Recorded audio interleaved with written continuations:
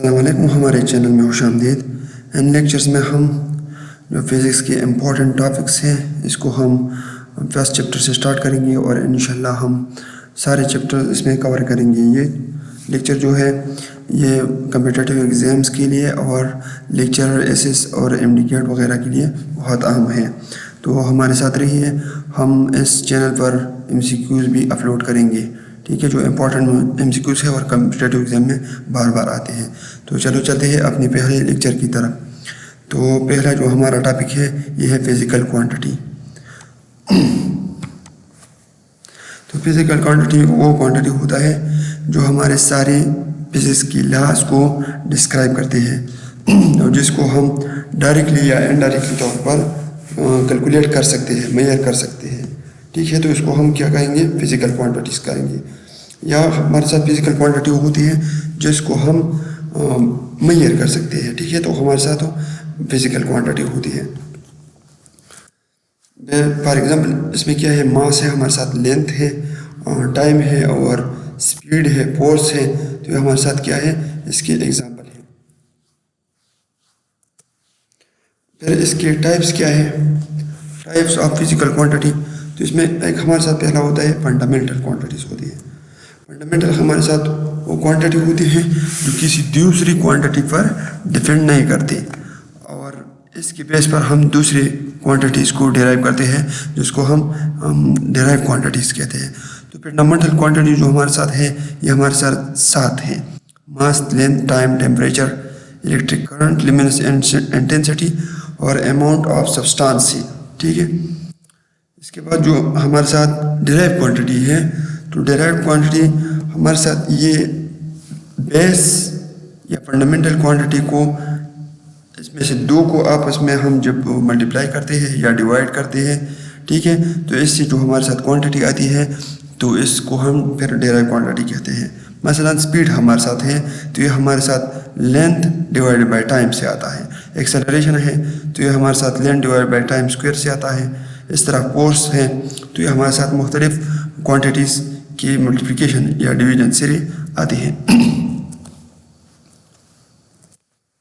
फिर हमारे साथ एक अहम चीज़ जो होता है वो यूनिट होता है। तो यूनिट हमारे साथ हम फिज़िक्स में या जब भी हम फिज़िकल क्वांटिटी की मेजरमेंट करते हैं तो इसमें जो हमारे साथ इम्पोर्टेंट चीज़ होता है वो हमारे साथ कंपैरिजन होता है।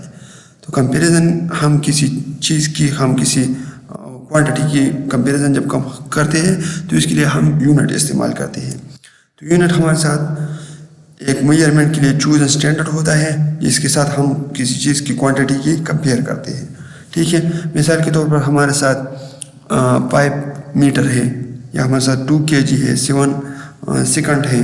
तो इसमें जो हमारे साथ ये न्यूमेरिकल वैल्यू जो होता है, मतलब पाइप हमारे साथ है 2 है या 7 है, इसको हम क्या कहते हैं, न्यूमेरिकल वैल्यू। और यह हमें क्या दिखाता है, ये हमें दिखाता है किसी चीज़ की मैग्नीट्यूड, मकदार हमें बताता है कि मतलब ये कितनी है। और ये जो मीटर है, किलोग्राम है, ये सेकंड है, तो ये हमें इस चीज़ की यूनिट बताता है कि मतलब इस चीज़ की यूनिट ये है। अब हम किसी चीज़ के लिए यूनिट को किस तरह चूज़ करेंगे, तो इसके लिए कुछ खुसूसियात होती है, यूनिट की कुछ खुसूसियात होती है, ठीक है। तो इसमें जो पहला है, it should be suitable in size, मतलब ये हमारे साथ एक ख़ास साइज़ का होगा, ठीक है, छोटा होगा, बड़ा होगा, ठीक है। दूसरा ये it should be accurately defined, ठीक है, एवरीवन विल अंडरस्टैंड इट, ठीक है, तो एक्यूरेटली डिफाइंड होगा। तीसरा ये है कि it could should be easily reproducible, कि हमारे साथ इजीली रिप्रोड्यूसिबल का मतलब ये है कि अगर कोई किसी भी जगह पर इसको कैलकुलेट करना चाहे तो उसके साथ वही यूनिट आएगा, मतलब दूसरा यूनिट कोई नहीं आएगा। It should not change with time, ये टाइम के साथ चेंज नहीं होगा। मतलब हमारे साथ मीटर है या हमारे साथ सेकंड है, ये सारे यूनिट्स हैं, ये टाइम के साथ चेंज नहीं होते, मतलब इस टाइम का इस पर कोई असर नहीं होता। और it should not change with change in physical condition, ये हमारे साथ फिजिकल कंडीशन में अगर कोई चेंज आता है, मतलब हमारे साथ टेम्परेचर ज़्यादा कम होता है या हमारे साथ प्रेशर चेंज होता है या हमारे साथ मॉइस्चर चेंज होता है तो इसी फिजिकल क्वांटिटी की जो यूनिट है इस पर कोई असर नहीं पड़ेगा, और it should be universally acceptable, और ये यूनिवर्सली एक्सेप्टेबल होगा। इसका मतलब ये है यूनिवर्सली एक्सेप्टेबल कि हमारे साथ अगर मीटर है या हमारे साथ सेकंड है या हमारे साथ कोई दूसरा यूनिट है, तो अगर हम इधर कोई मेजरमेंट करते हैं पाकिस्तान में और अगर कोई दूसरा बंदा किया वो मेजरमेंट करते हैं उस चीज़ की क्वांटिटी की अमेरिका में करता है, तो ये मतलब उन दोनों का यूनिट सेम आएगा और उसका मैग्नीट्यूड सेम होगा। मतलब इस तरह नहीं है कि इधर एक वैल्यू होगी उधर दूसरी वैल्यू होगी, तो ये यूनिवर्सली एक्सेप्टेबल होगा। अब हमारे साथ है ये different types of system of units है, ठीक है।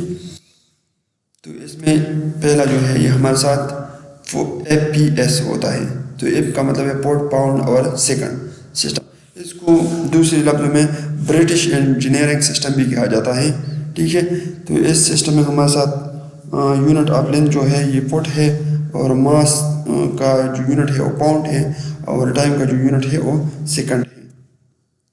दूसरा हमारे साथ जो सिस्टम है यूनिट का वो CGS है, तो इसमें हमारे साथ सेंटीमीटर ग्राम सेकंड सिस्टम है। इसको हम दूसरे लफ्ज़ों में क्या कहते हैं, गॉसियन सिस्टम ऑफ यूनिट्स कहते हैं। तो इसमें हमारे साथ जो लेंथ का यूनिट है वो सेंटीमीटर है, मास का यूनिट क्या है, ग्राम है, और टाइम का जो यूनिट है वो सेकंड है। MKS सिस्टम हमारे साथ है, तो इसमें हमारे साथ मीटर, किलोग्राम और सेकंड है। तो इस सिस्टम में हमारे साथ जो क्वांटिटीज होती है, तो इसमें हमारे साथ लेंथ के लिए जो यूनिट है वो मीटर है, मास के लिए किलोग्राम है, और टाइम के लिए सेकंड है। अब एक सिस्टम है जिसको हम क्या कहते हैं, SI system, international system of units के होता है। इसको 1971 में इंट्रोड्यूस किया गया। इसको इंट्रोड्यूस करने की वजह ये थी कि हमारे साथ दुनिया में हर मुल्क का अपना अपना एक क्वांटिटी को मेजरमेंट करने का एक यूनिट सिस्टम होता था। जिस तरह हमने कहा कि हमारे साथ MKS था, FPS था, CGS सिस्टम था, तो इसमें वैल्यू मुख्तलिफ आती थी। तो फिर साइंटिस्ट ने एक कॉन्फ्रेंस किया और इसमें ये बात हो गई कि हमारे साथ जो सिस्टम ऑफ यूनिट्स हैं इसको हम डिफाइन करते हैं कि ये सारी दुनिया में एक जैसे होंगी। तो इसमें 7 फिजिकल क्वांटिटीज़ को बेस क्वांटिटीज़ कहा गया, ठीक है।